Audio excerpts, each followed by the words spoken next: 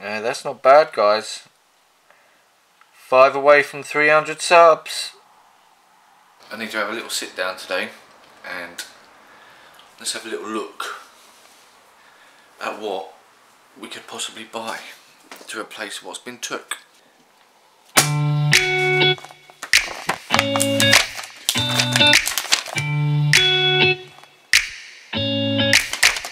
Oh, there's no prices in here.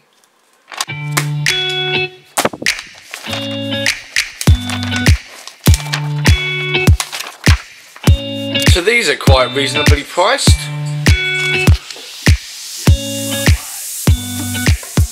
That's the Dream right there. That is definitely the Dream right there.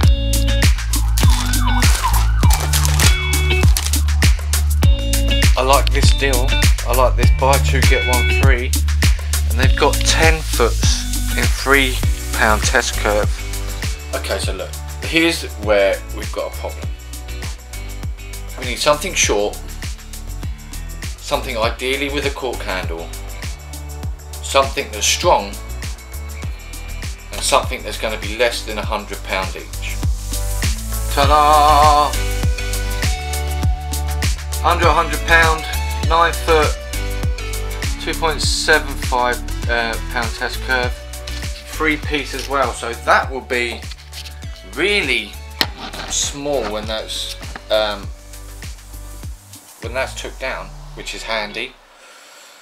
Worries me a little bit with the 2.75 test curve though, to be honest with you. I would rather have had something that's £3 test curve. I'm not going to be firing out a hell of a long distance, so I'm not going to have to use heavy leads too much. Only thing that worries me is when we get back down onto the river, I need something that's stronger. Something that I can use a bigger, heavier lead on, because that river can just take your stuff all the way down flow a lot of the time. It can be a real strong flow on that river and you have to use really heavy leads. But maybe the river will have to wait. These rods are going to have to wait. They've only got 7 more available. What's the date? The date is now the 15th. Got 11 days till payday. Let's hope they've got 3 left by the time that we get paid. Now, if you haven't already, please head over to our Facebook page. I'll drop the link down below in the description. Just click on it, it will take you straight there, because I'm posting good stuff on there as well from a lot of you guys, okay? Like this guy, for instance. So this is Liam. He is sporting my very own old hat that I signed for him. He's been a fan since literally day one, and I thought, why not just sign my old hat? I wasn't going to use it anymore and send it off to him, and he went fishing with it and bagged himself that lovely £10, I think he said it was, common. So that brought him some luck, which always brings a smile on my face.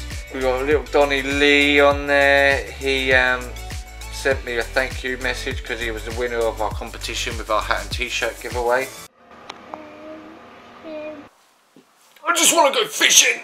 So if anybody out there, and this is a huge calling to you guys now, if there's anybody out there who finds a set of 3 scopes, 10 foot, don't have to be £3 test curve, but ideally cork handles, please let me know, and hopefully I'll be able to get them in about 10 days.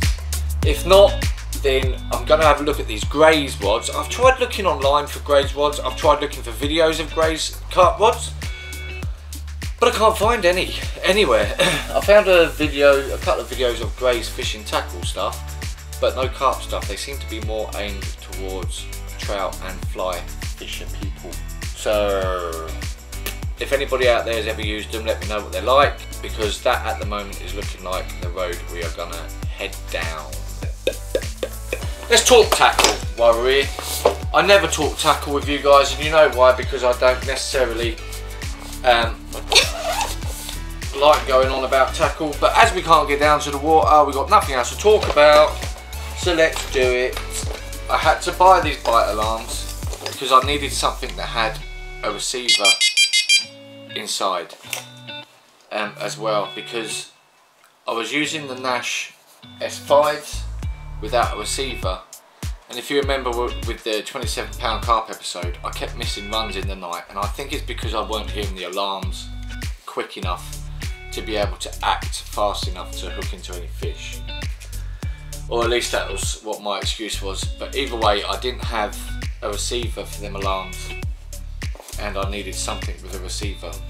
The Nash ones were just way too far out of my budget, so I went for these ProLogic SMXs.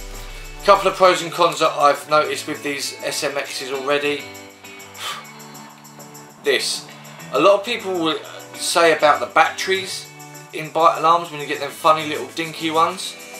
My experiences so far, because the Nash ones take them little dinky ones, they last a hell of a lot longer than the AAA batteries that are in these, and these are Duracell rechargeables, which are pretty good really.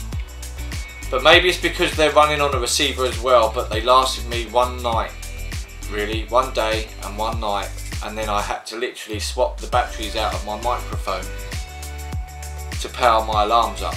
One day and one night isn't really long enough for battery life on an alarm as far as I'm concerned. So I may just have to buy another set of rechargeable batteries for a spare, so when I'm doing more than one night, I can use my alarms, which would be handy. Which brings me on to this.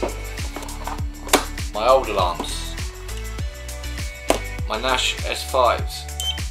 Still, I haven't changed the battery in these since I bought them, and it's still working. I've got a white LED one there, and this is the blue one. Since I bought these, the blue one has never been as loud as the white one for some reason. But why am I talking about my old alarms? Because I want to give them away. That's right, I want to give these babies away, but I don't know how. My original idea was to sell them on eBay, but I asked Kevin Nash, you got to aim high, man. You got to aim high in life. So I contacted Kevin Nash, and I know that there's a charity that he supports, and I said, Kev, I'm starting a YouTube channel, and we're starting to grow some followers now, and I had the idea that maybe you could sign these alarms that I bought from you. There's plenty of space on the side there, I think, for Kevin to sign them, and I was going to auction them off on eBay and donate 100% of the money we get from them and donate it to the charity that he supports. He said nothing. So fair dues, I guess that ain't what I'm going to be doing.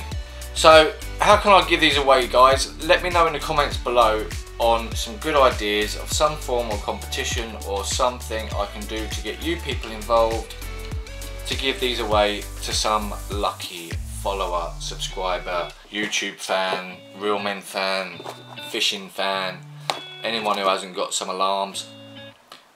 On the downside, guys, they're not brilliant for using at night time because they're not really loud enough to be able to hear from inside your bivvy if you're fishing a little distance away from your rods. And by little I mean more than, say, 10 foot. They weren't enough to wake me up anyway. But for a day session, perfecto. They look great, and like I said, the battery life is pretty damn good. So you'll get them with a battery and spare batteries. But like I said, I need to get a good idea on what we can do. Do you want to have a look at inside my tackle box? It's a state. We've got all sorts in here. This is probably one of the most sort of mix match tackle boxes in the world.